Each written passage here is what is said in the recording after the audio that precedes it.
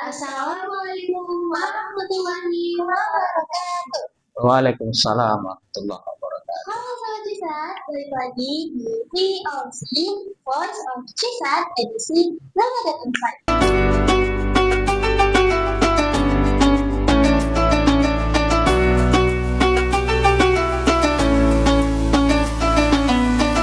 Gimana nih puasanya teman-teman? Bisa lancar kan? Gimana kamu puasanya? Bisa lancar kan? Lancar. Alhamdulillah. Nah, nggak kerasa nih Sobat Cisat udah menuju ke pertengahan Ramadan dan sekarang sudah di 15 Ramadan. Nggak kerasa ya? Perasaan baru kemarin ya sih kita tarawih pertama sering banget di tengah jalan kalian sama hal kecil, padahal di toilet yang lebih rapi badannya. Iya, nah nggak kerasa emang guys, Ramadan itu bakal berjalan cepat banget dan nggak kerasa juga sekitar 15 hari lagi kita bakal sampai di hari kemenangan. Nah, ngomong-ngomong soal mau deket sama hari kemenangan, pasti kita bakal ngalamin yang namanya malam nuzul Quran. Nah, pada VOC edisi kali ini kita mau membahas nih, apa itu malam nuzul Quran. Nuzul Quran ini pas banget nih sama momen Ramadan kali ini, yaitu bertepatan dengan nuzul Quran. Oke, Sobat Cisat. Jadi kita sudah bersama dengan narasumber hebat kita pada siang hari ini. Ada Ustadz Bokat, Nasution, Masya Allah. Terima kasih atas sudah meluangkan waktunya. Oke. Sebelumnya ingin bertanya dengan aku pribadi, apa sih definisi dari malam nuzul Quran gitu ya? Kenapa sih dan kenapa Ramadan ini sangat berkaitan dengan nuzul Quran dan bagaimana cara kita bisa menyambut malam tersebut? Baik, ya. Sebelumnya kita sapa dulu. Ya, Assalamualaikum warahmatullahi wabarakatuh. Ya, sebelumnya kita bersyukur kepada Allah Subhanahu wa Ta'ala atas nikmat yang telah diberikan kepada kita. Salawat dan salam atas Nabi kita Muhammad Sallallahu Alaihi Wasallam. Mudah-mudahan kita mendapatkan syafaat beliau. Ya, terkait dengan nuzulul Quran, untuk pengertiannya, nuzulul itu artinya kan turunnya gitu kan. Nah, sesungguhnya di bulan Ramadan ini erat kaitannya dengan Al-Quran. Mengapa demikian? Karena Al-Quran itu sendiri diturunkan di bulan Ramadan. Jadi Allah Subhanahu wa Ta'ala menugaskan malaikat Jibril untuk menyampaikan wahyunya kepada siapa? Kepada Nabi kita Muhammad Sallallahu Alaihi Wasallam. Nah, peristiwa inilah yang disebut dengan nuzulul Quran. Nah, pada dasarnya turunnya Al-Quran itu ada 3 fase, ada 3 tahapan sebenarnya ya. Jadi Allah Subhanahu wa Ta'ala menurunkan Al-Quran ini pertama di Lauhul Mahfuz dulu. Artinya di Lauhul Mahfuz, kemudian nanti Al-Quran ini nanti turunkan di Baitul Izzah namanya. Baitul Izzah itu di langit ya. Nah, setelah di Baitul Izzah nanti baru Allah Subhanahu wa Ta'ala menugaskan tadi malaikat Jibril untuk apa? Menyampaikan wahyu. Nah, peristiwa atau kaitannya menyampaikan wahyu ini adalah turunnya Al-Quran dan diterima oleh Nabi kita Muhammad Sallallahu Alaihi Wasallam. Dan yang kita ketahui bahwa Nabi kita Muhammad Sallallahu Alaihi Wasallam menerima wahyu pertama kali di Gua Hiro, yaitu ayat yang keberapa? Ayat 1 dan sampai dengan 5 di surat Al-Alaq. Jadi surat Al-Alaq ayat 1 sampai dengan ayat 5 adalah Al-Quran yang pertama kali diturunkan kepada Nabi kita Muhammad Sallallahu Alaihi Wasallam. Itu ya, itu poin yang pertama. Poin yang kedua bahwa apa kaitannya Al-Quran dengan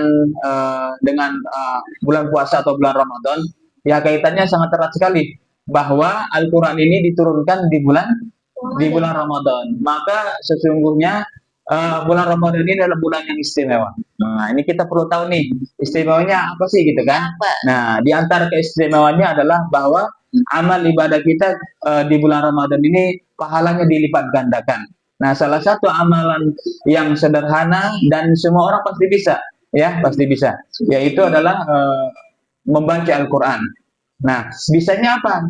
Bisanya adalah membaca saja, walaupun itu dalam keadaan lancar ataupun dalam keadaan terbata-bata, kedua-duanya diberikan pahala, ya, diberikan pahala. Mengapa demikian? Karena tadi segala sesuatu yang dikaitkan dengan Al-Quran, maka hal tersebut akan menjadi istimewa, dia akan menjadi mulia.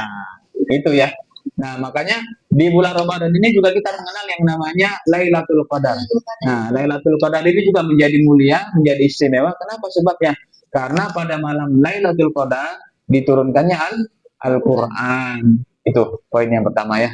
Poin yang kedua seperti itu.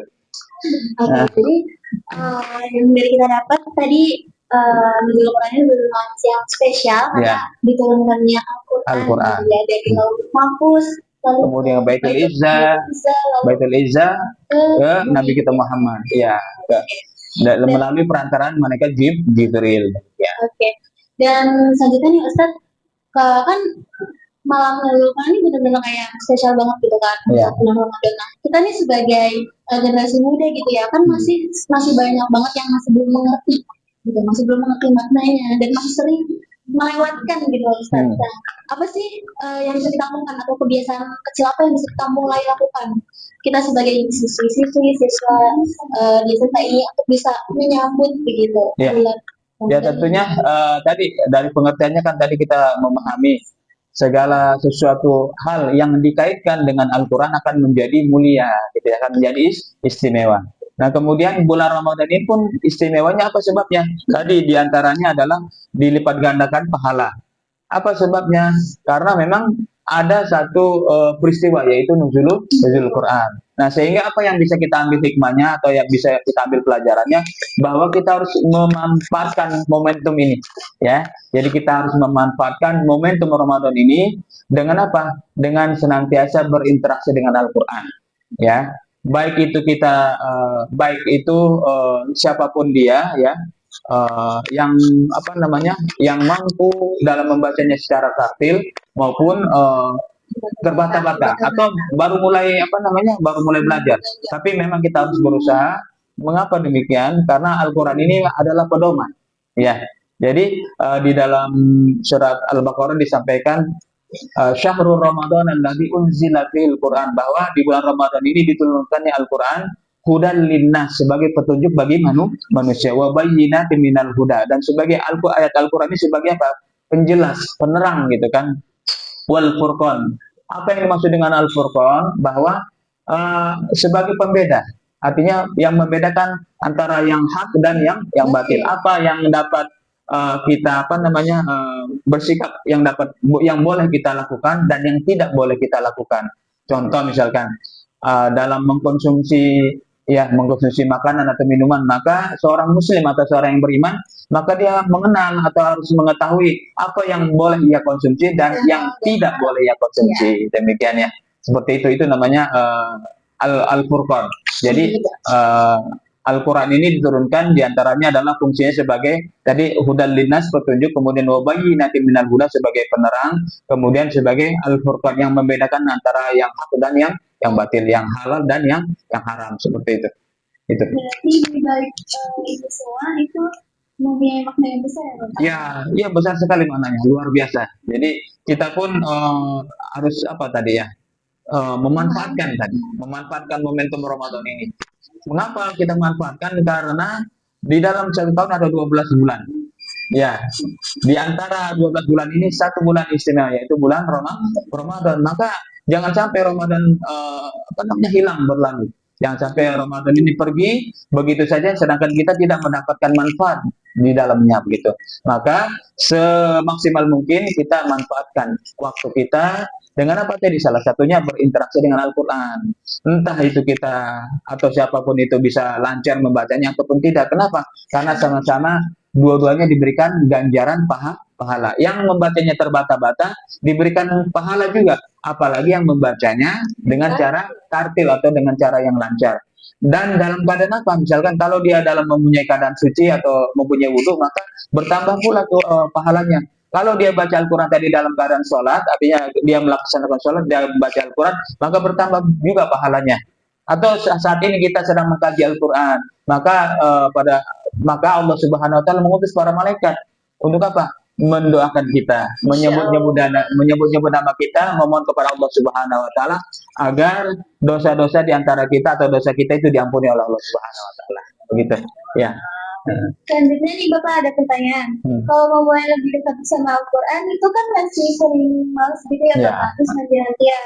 Itu gimana solusinya supaya Ya, ini ya tentu yang namanya capek ya, apalagi mungkin puasa dijadikan alasan gitu kan karena menahan lapar dan apalagi tidak sahur. Tapi sebenarnya hal tersebut harus kita hilangkan. Kenapa demikian? Justru tadi kita harus memiliki pemahaman yang utuh, pemahaman yang mendalam terkait dengan Ramadan ini, kemudian apa saja yang bisa kita manfaatkan di bulan Ramadan.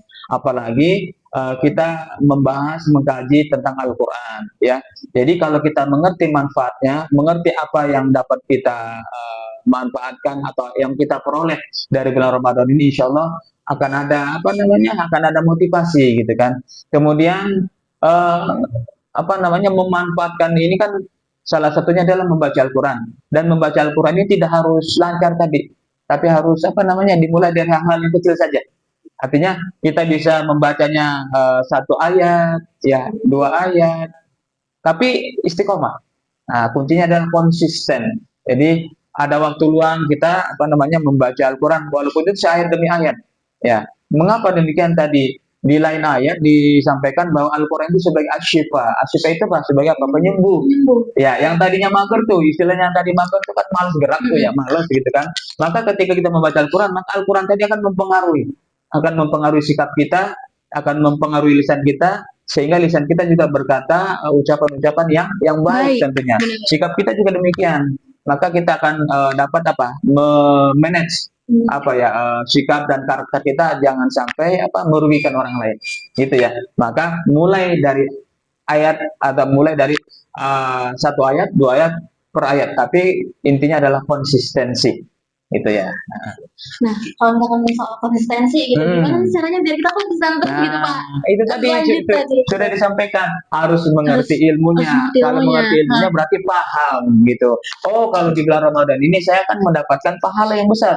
Masa sih saya nggak mau kan gitu kan? Kalau saya nggak mau berarti saya nggak paham berarti kan. Tapi kalau kalau saya paham, artinya mengerti ilmunya, dan saya kan sebagai apa namanya, sebagai muslim, sebagai yang beriman, maka seharusnya menyambut. Maka seruannya kan ya ayyuhalladzina amanu kutiba, ya kan, alaikumusiyam. Maka orang-orang yang berpuasa sebenarnya adalah orang-orang yang beriman.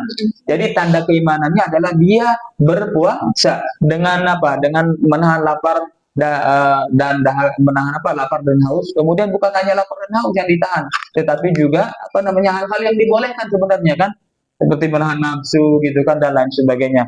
Jadi di bulan Ramadan ini kita kan menahan apa-apa yang dibolehkan pada dasar. Tapi kalau kita itu mampu, maka sesungguhnya kita juga bisa apa, untuk apa namanya, menjalankan kehidupan ini dengan penuh keimanan dan ketaatan di 11 bulan kemudian.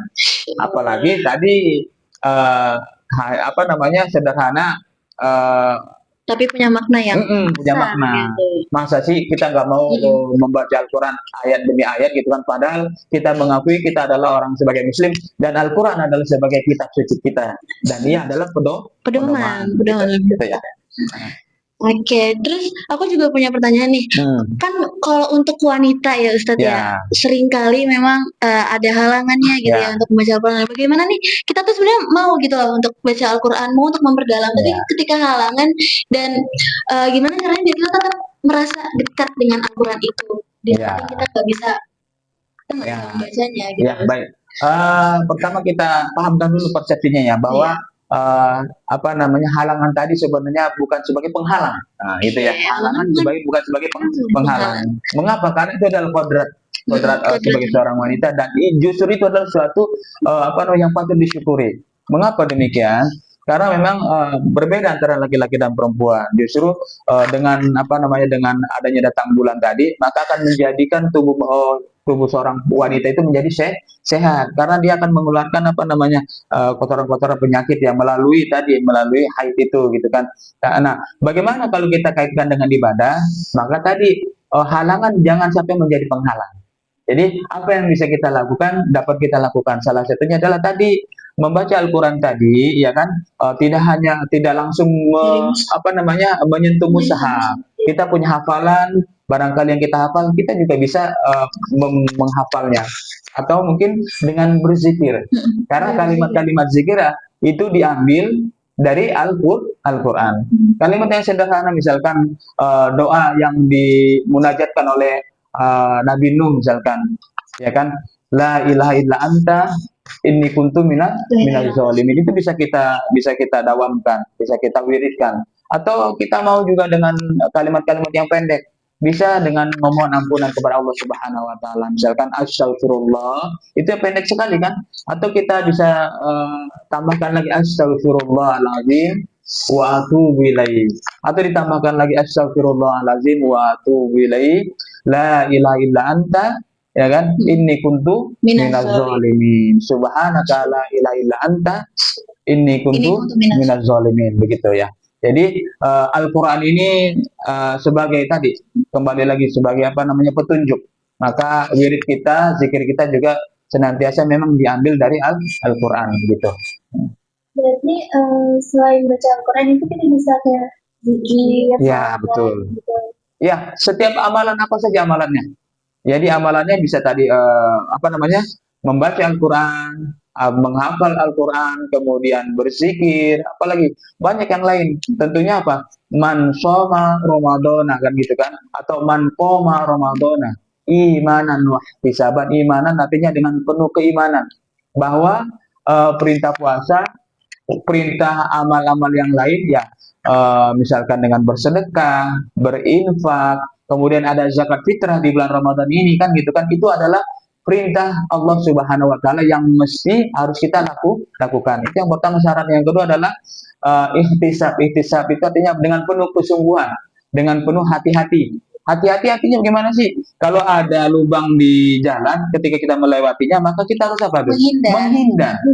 Ya kan, supaya apa? Kita supaya selamat gitu kan, tidak terjatuh. Begitu juga dengan melaksanakan ibadah puasa, ibadah yang lain di bulan Ramadan, maka kita harus berhati-hati dari apa? Dari hal-hal yang dapat membatalkan atau dari hal-hal yang dapat mengurangi pahala puasa kita. Ya, banyak sekali hal-hal yang dapat mengurangi ibadah puasa kita ya.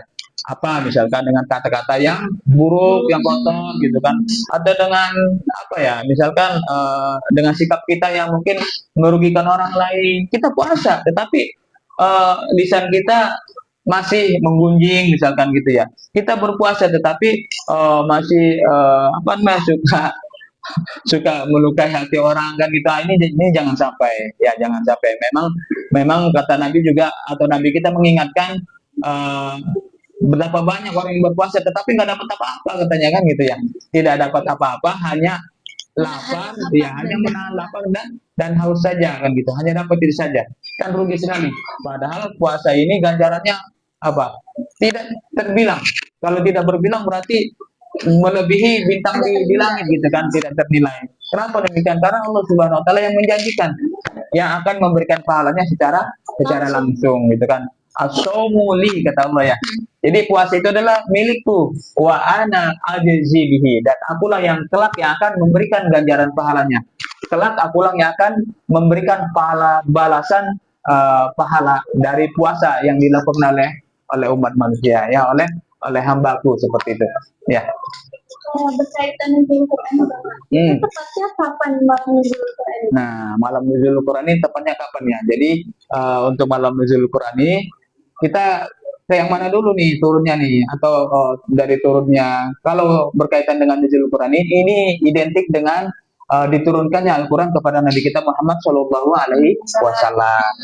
Nah, kalau diterimanya atau diturunkannya Al-Quran melalui malaikat Jibril kepada Nabi kita Muhammad SAW, menurut para apa namanya pendapat para ulama, itu diturunkan di malam yang ke-17.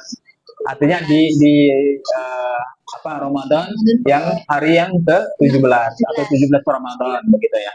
Seperti itu. Konsepnya Bapak di bulan Ramadan itu kita harus lebih dekat dengan Al-Quran. Ya, harus dekat dengan Al-Quran, tadi kaitannya sangat erat. Ya, diturunkannya Al-Quran di bulan Ramadan. Ya, kenapa diturunkan di bulan Ramadan? Menjadikannya Ramadan ini istimewa. Seandainya kalau Al-Quran diturunkan bukan di bulan Ramadan, maka di bulan Ramadan ini kita juga tidak dianjurkan untuk untuk berinteraksi dengan Al-Quran.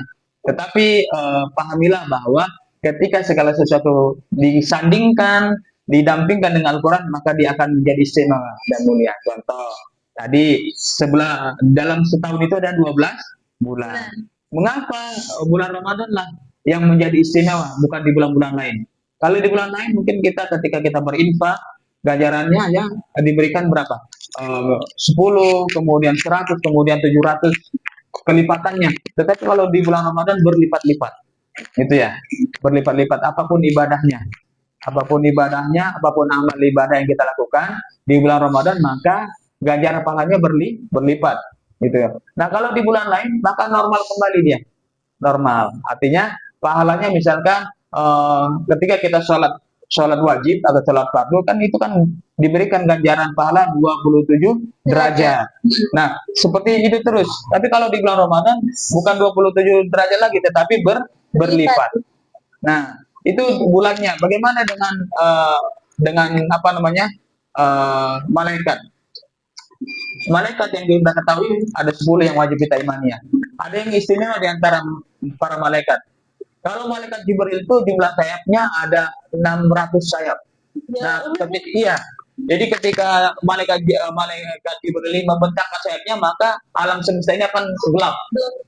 Dia bisa seakan-akan apa? Seakan-akan dia bisa apa? Memeluk bumi ini, bisa dipeluk sama dia, ditutup oleh sayapnya gitu. 600. Kemudian ada lagi yang memiliki apa namanya sayap yang lebih besar dan jumlahnya lebih banyak lagi, yaitu malaikat Israel. Malaikat Israfil. Malaikat Israfil peniup sangkakala. Berapa jumlah sayapnya? Jumlah sayapnya 2 kali lipat jumlah sayap malaikat Jibril. Tapi ketahuilah satu sayap malaikat Israfil itu seluas 600 sayapnya malaikat Jibril. Artinya kan 600 tadi. Nah, 600 itu.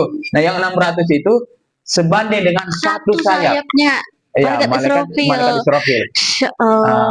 Ada lagi yang lebih dahsyat lagi, lebih istimewa lagi, yaitu malaikat Hamalatul Arsy namanya. Ya, pembawa arsy. Itu 2 kali lipat lagi dia. Jadi 1200 dikali 2 ya. Kalau tadi 600. Yang membawa arsy itu.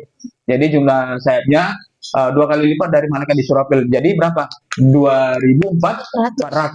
Wah, luar biasa gitu ya. Tapi ketahuilah, di antara para malaikat yang banyak itu siapa pemimpinnya? Malaikat siapa?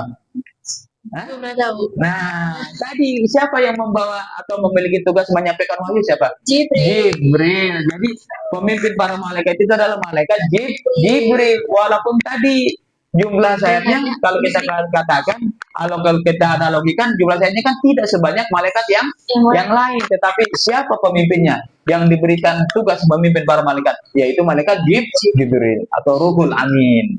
Gitu ya. Apa sebabnya?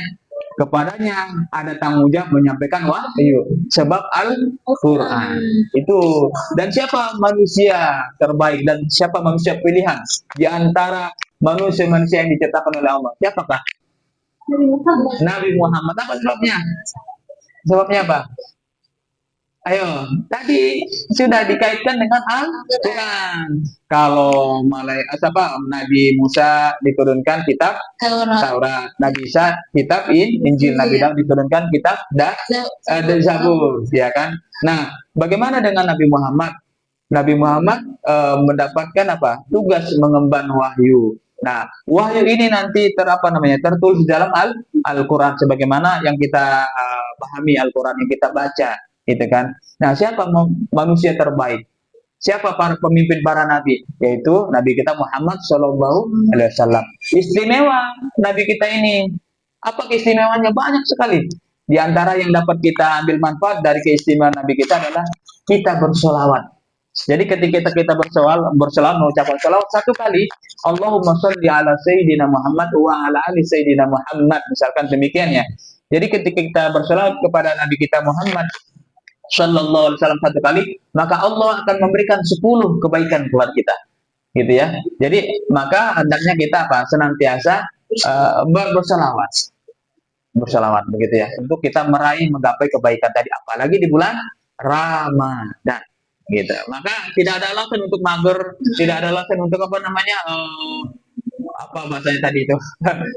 Enggak mau move on gitu kan, atau dan lain sebagainya lah, tidak ada alasan. Maka ini adalah momentum kita meraih menggapai pahala. Gitu. Ya.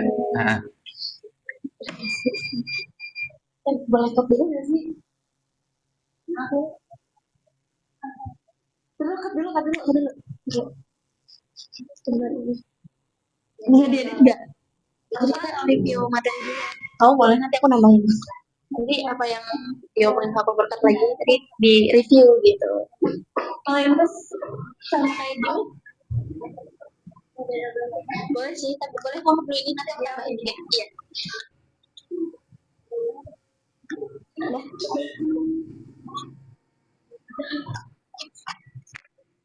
Ini udah mulai. Nah, dari obrolan kita hari ini, nuzul Quran jadi pengingat. Kalau Ramadan itu momen yang pas untuk mendekatkan diri kepada Al-Quran. Nah, jadi buat kamu sobat siswa yang masih sering mager, sering nanti buat baca Quran, ayo sekarang kita mulai untuk buka Al-Quran kita, buka mushaf kita, perbanyak baca Al-Quran karena setiap huruf yang kita baca di Al-Quran tersebut akan mendapatkan pahala yang berlipat ganda di bulan Ramadan ini. Terima kasih kepada Ustaz Berkat atas segala ilmunya, atas segala insight-nya. Semoga puasanya lancar sampai nanti di hari kemenangan Idul Fitri. Terima kasih banyak Bang Berkat. Oke. Semoga obrolan kita hari ini jadi pengingat untuk kita semuanya ya. Dan semoga Al-Quran ini benar-benar bisa jadi sahabat dan teman-teman kita semuanya. Terima kasih. Assalamualaikum warahmatullahi wabarakatuh.